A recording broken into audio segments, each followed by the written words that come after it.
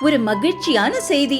இதயம் நல்லெண்ணெயின் விலை லிட்டருக்கு ரூபாய் 105 குறைஞ்சிருக்கு.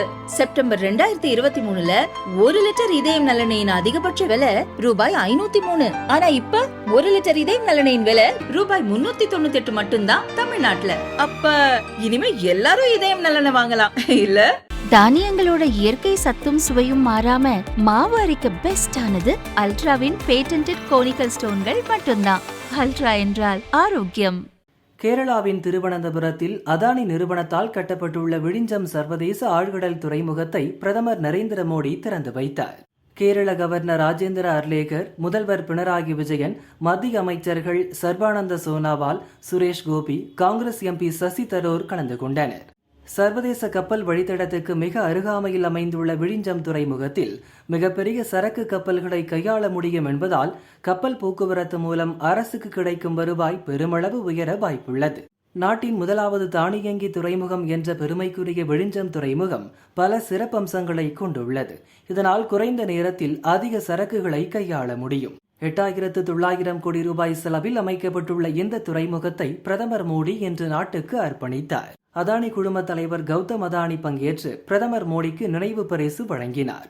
விழாவில் பிரதமர் மோடி பேசியதாவது: விழிஞ்சம் துறைமுகம் கேரள இளைஞர்களுக்கு வேலை வாய்ப்பை பெற்றுத் தருவதுடன் நாட்டின் வளர்ச்சிக்கும் துணை நிற்கும். ஒரு காலத்தில் இந்தியா கடல் வாணிபத்தில் தலை சிறந்து விளங்கியது.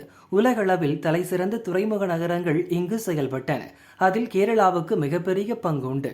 G20 மாநாட்டின் போது இந்தியா, மத்திய கிழக்கு மற்றும் ஐரோப்பிய நாடுகள் இடையே வர்த்தக வழித்தடம் குறித்த ஒப்பந்தம் கையெழுத்தானது. இதன் மூலம் இந்திய கடல்வழி வாணிபத்துறை மிகப்பெரிய வளர்ச்சியை அடையும். இதனால் கேரளாவின் பொருளாதார முன்னேற்றம் வேகமாக இருக்கும். ஒரு பக்கம் பறந்து விரிந்த கடல், மற்றொரு புறம் இயற்கையின் பேரழகு என கேரளாவின் விழிஞ்சம் துறைமுகம் பல வகை வாய்ப்புகளை பெற்றுள்ளது. வெளிநாடுகளிலிருந்து இந்தியாவுக்கு சரக்குகளை ஏற்றி வந்த மிகப்பெரிய கப்பல்கள் இதுவரை வெளிநாட்டு துறைமுகங்களில் நிறுத்தப்பட்டு அங்கிருந்து சரக்குகள் கொண்டு வரப்பட்டன. விழிஞ்சம் துறைமுகத்தால் அந்த நிலை மாறும்.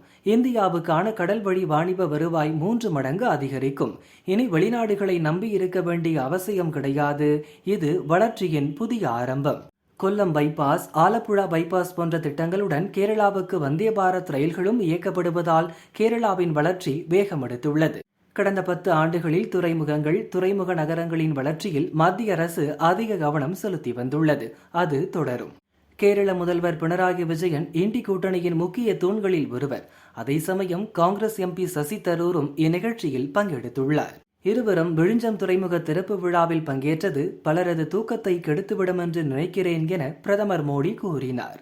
விழிஞ்சம் துறைமுக திறப்பு விழாவில் பிரதமர் மோடியின் அரசியல் கலந்த பேச்சு பெரும் சலசலப்பை ஏற்படுத்தியுள்ளது. हमारे मुख्यमंत्री जी से भी मैं कहना चाहूंगा, आप तो इंडी अलायंस के बहुत बड़े मजबूत पिलर है. यहां शशि थरूर भी बैठे हैं और आज का ये इवेंट कई लोगों की नींद हराम कर देगा.